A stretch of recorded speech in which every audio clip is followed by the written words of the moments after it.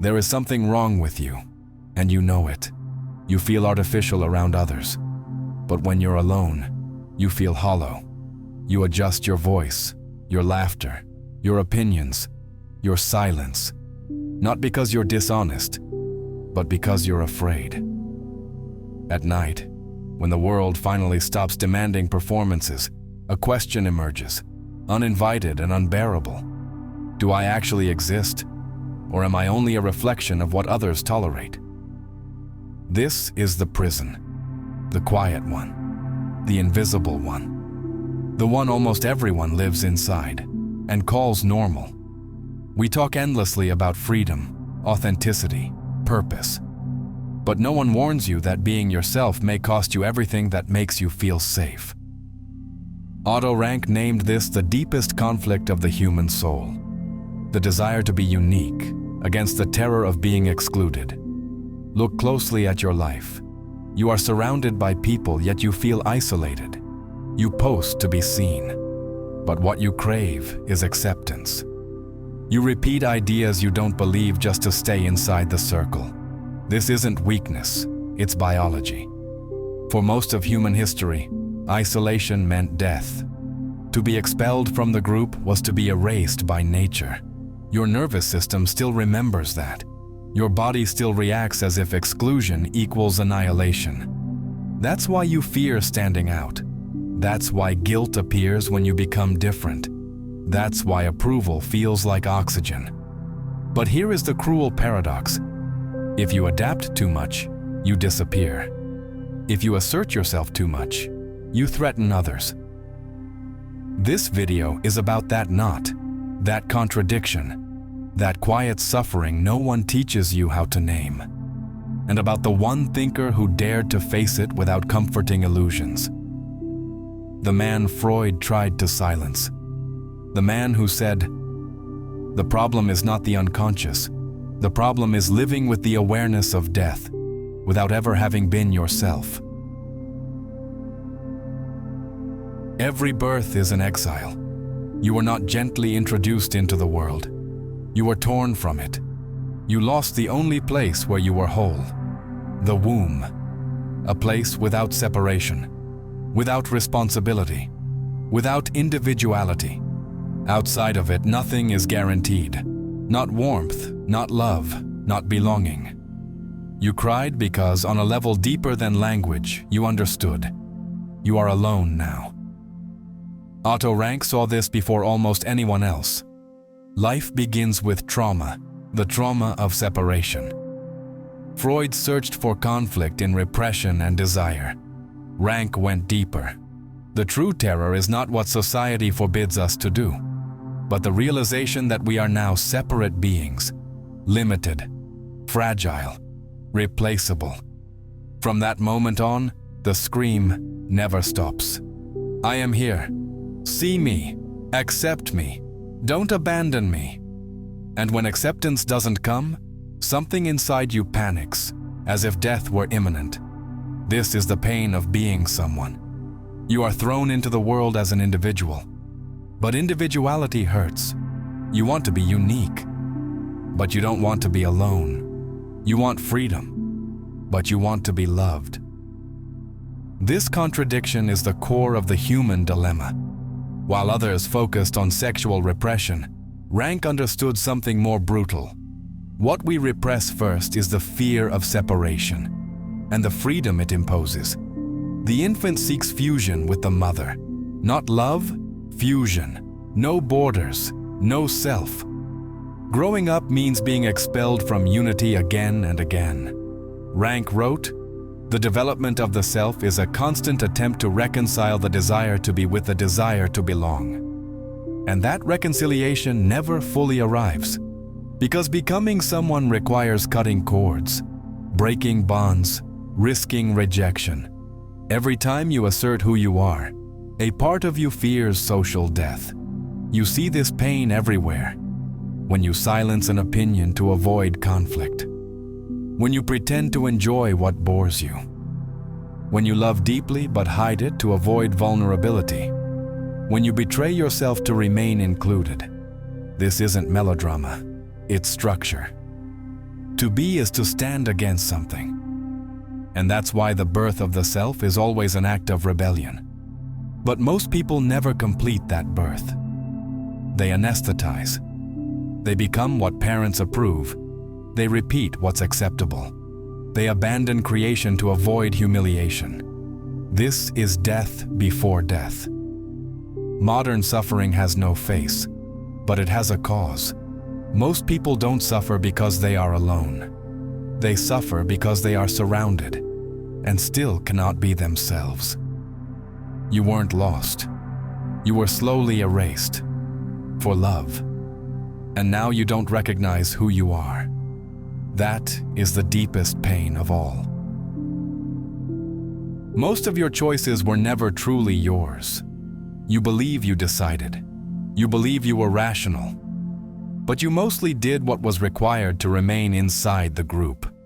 Your career, your opinions, your habits, even your tone of voice, all calibrated for survival.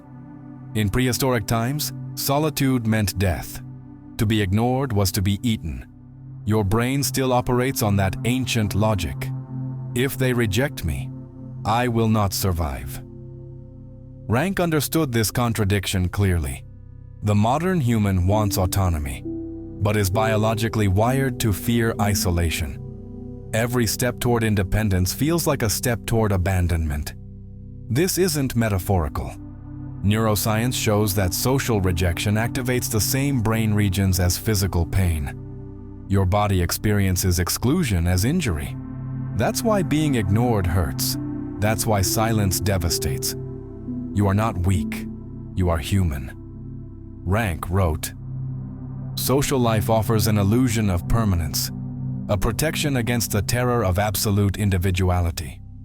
The group numbs the fear of being nothing, and so we obey. We laugh at our own pain. We hide what we love. We compromise morals for a seat at the table. This isn't cowardice, it's instinct. But the cost is severe. The more you adapt, the less you know who you are. The price of belonging is often the soul. The most authentic people are usually the most disliked. They expose what others have buried." Rank said, "True freedom is not the absence of bonds, but the courage to sustain one's individuality within them. But that courage is punished. Belonging demands silence, masks, self-erasure. And that's why even among friends, you feel lonely. Because deep down, you know, if they saw you fully, they might leave.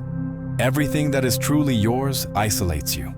Truth disturbs, depth unsettles, authenticity threatens." Rank said it without romance. Neurosis is the refusal to create oneself.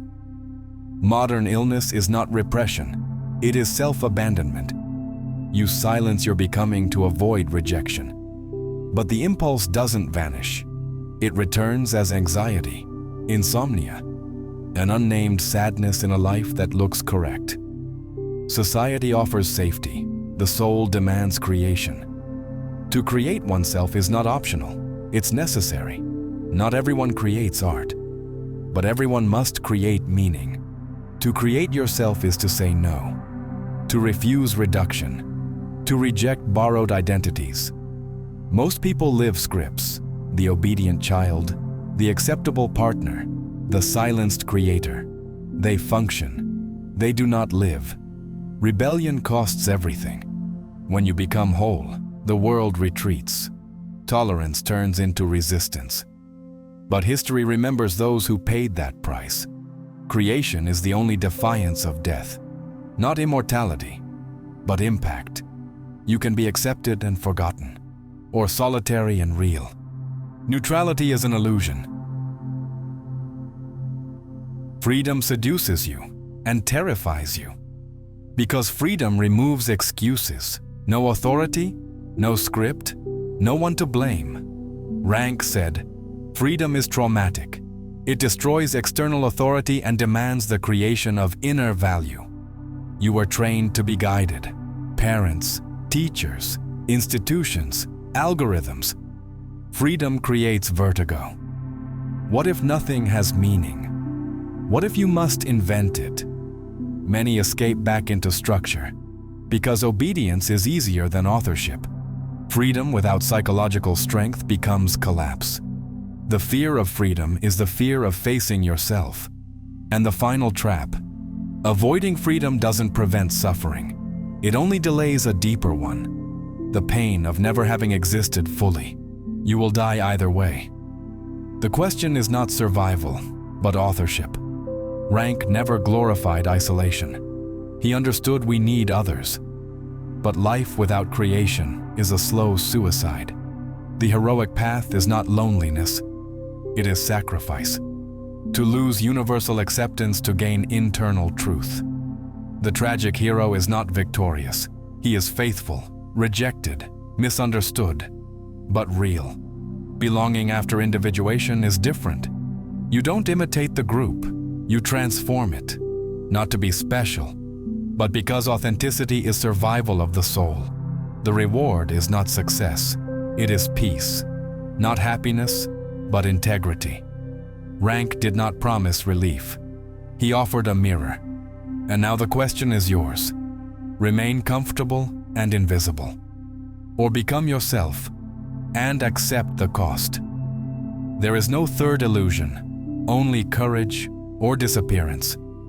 If this video stayed with you, if it made you uncomfortable in the right way, then something real happened here. Content like this isn't made to entertain. It's made to confront.